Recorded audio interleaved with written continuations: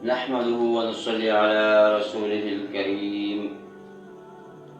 أما بعد فأعوذ بالله من الشيطان الرجيم. بسم الله الرحمن الرحيم.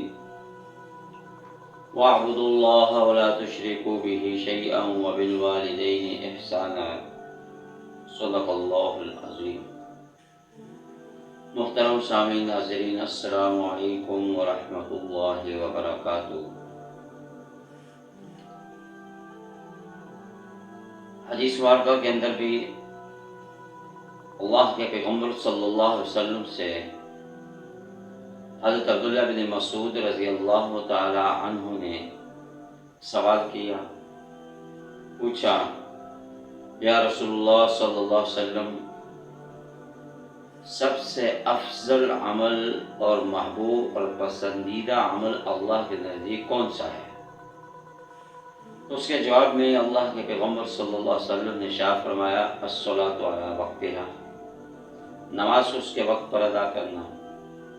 پھر سوال کیا کہ اس کے بعد کون سا عمل افضل ہے؟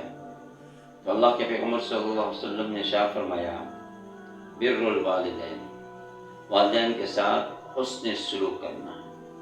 پھر سوال کیا، اللہ کے پیغمبر صلی اللہ علیہ وسلم نے ارشاد فرمایا، الجہاد فی سبیل اللہ، اللہ کی راہ میں جہاد کرنا. اور دوسری احادیث مبارکہ کے اندر پیغمبر صلی اللہ علیہ وسلم سے سوال کیا گیا. سوال ایک ہے لیکن اس سوال کے جواب مختلف ہیں. مثلا ایک شخص آیا، یا رسول اللہ، سب سے افضل عمل اللہ کے نزدیک کون سا ہے؟ اللہ کے پیغمبر صلی اللہ علیہ وسلم نے فرمایا، افضل الذکر لا الہ الا اللہ، کہ ہر وقت انسان کی زبان اللہ کے ذکر سے تر رہے. ایک اور شخص آیا، یا رسول اللہ صلی اللہ علیہ وسلم، افضل عمل کون سا ہے؟ اللہ کے پیغمبر صلی اللہ علیہ وسلم نے اس کے لیے فرمایا کہ بر الوالدین. ایک اور شخص آیا، یا رسول اللہ، افضل عمل کون سا ہے؟ اللہ کے پیغمبر صلی اللہ علیہ وسلم نے اس کے لیے فرمایا، جہاد فی سبیل اللہ. سوال ایک ہے، اس کے جوابات مختلف ہیں.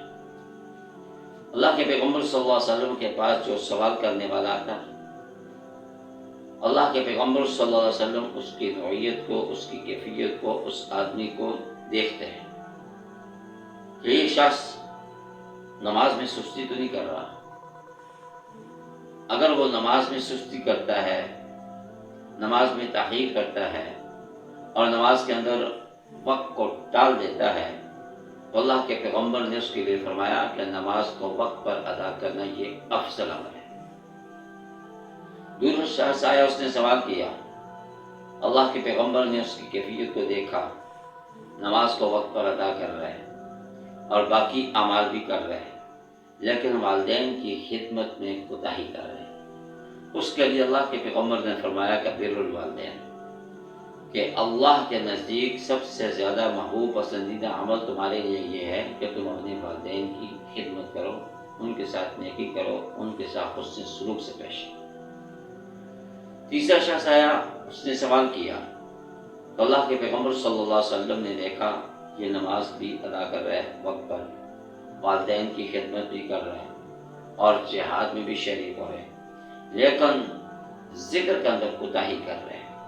تو اللہ کے پیغمبر صلی اللہ علیہ وسلم نے اس کے لیے فرمایا، افضل الذکر لا الہ الا اللہ، کہ اللہ کے نزدیک پسندیدہ عمل تمہارے لیے یہ ہے کہ تمہاری زبان ہر وقت اللہ کے ذکر سے تر رہے.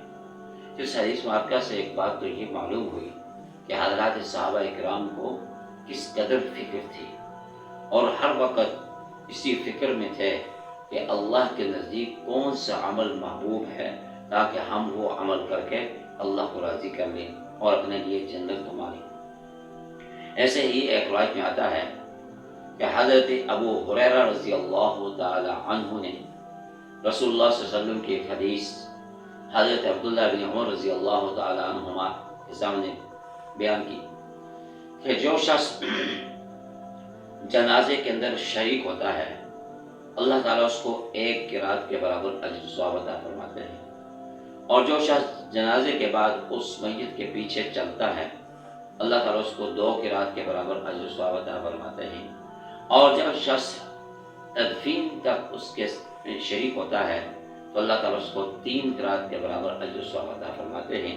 یہ قرات تو ایک پیمانہ ہوتا تھا اس وقت آپ صلی اللہ علیہ وسلم کے زمانے دس کے اندر، جس سے سونا اور چاندی کا وزن کیا جاتا تھا، لیکن اللہ کے پیغمبر صلی اللہ علیہ وسلم نے اس قرات کی وضاحت فرمائی کہ یہ دنیا کا قرات نہیں بلکہ جنت کا قرات ہے، اور ایک قرات فرمایا کہ احد پہاڑ کے برابر اللہ تعالیٰ جو ثواب عطا فرماتے ہیں۔ تو حضرت عبداللہ بن عمر رضی اللہ تعالیٰ عنہ افسوس کرنے لگے، کاش کہ یہ حدیث مجھے پہلے معلوم ہوتی اور مجھ سے اتنی قرات ضائع نہ ہوتی۔ یہ صحابہ کی کیفیت تھی۔ اور اس حدیث واقعہ کے اندر جو اللہ کے پیغمبر صلی اللہ علیہ وسلم نے فرمایا کہ سب سے افضل عمل کیا ہے، الصلاۃ علی وقتہا، نماز کو اس کے وقت پر ادا کرنا، نماز کے اندر سستی نہ کرنا، نماز کے اندر کوتاہی نہ کرنا، اور نماز کے وقت کو ٹال نہ دینا، بلکہ جب بھی نماز کا وقت ہو جائے تو سب سے بہتر عمل کہ نماز کو اس کے وقت پر ادا کیا جائے۔ اور دوسری اس حدیث کے اندر دوسرا جملہ ارشاد فرمایا کہ اللہ کے نزدیک پسندیدہ عمل یہ ہے بر الوالدین، والدین کے ساتھ حسن سلوک کرنا، والدین کے ساتھ اچھے اخلاق کے ساتھ پیش آنا، اور والدین کے ساتھ نرمی سے پیش آنا۔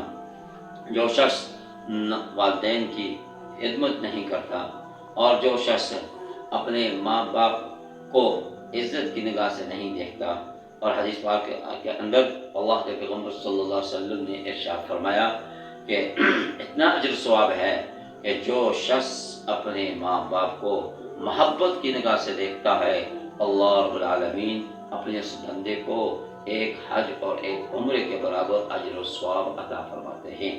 تو ماں باپ اس دنیا کے اندر انسان کے آنے کا یہ ذریعہ بنے ہیں، اور فرمایا کہ ماں باپ اگر اولاد سے محبت کرتے ہیں تو وہ ان کی محبت بے لوث اور بے غرض ہوتی ہے۔ باقی دنیا کے اندر جتنی بھی محبتیں ہیں ان کے اندر ذاتی مفاد ہوتا ہے، ذاتی غرض ہوتا ہے، لیکن ماں باپ جو اپنی اولاد سے محبت کرتے ہیں ان کے اندر کوئی غرض نہیں ہوتا، وہ اللہ کی رضا کے لیے محبت کرتے ہیں۔ اور تیسری بات اس حدیث واقعہ کے اندر جو بیان فرمائی کہ الجہاد فی سبیل اللہ، اللہ کی راہ میں جہاد کرنا، اور یہ اتنا بڑا اجر و ثواب ہے۔ فرمایا کہ جب ایک مجاہد اللہ کی راہ میں نکلتا ہے اور جہاد کرتے لڑتے لڑتے اگر وہ شہید ہو جاتا ہے، ابھی اس کا وہ خون زمین پہ نہیں گرتا، اللہ تعالیٰ پہلے ہی اس کے خون کو قبولیت عطا فرما دیتے ہیں، شرف قبولیت بخش دیتے ہیں، اور اپنے اس بندے کی شہادت کو قبول فرما لیتے ہیں۔ دعا فرمائے کہ اللہ تعالیٰ ہم سب کو جو کچھ حاصل اس پر عمل کرنے کی توفیق عطا فرمائے۔ وآخر دعوانا ان الحمد للہ رب العالمین۔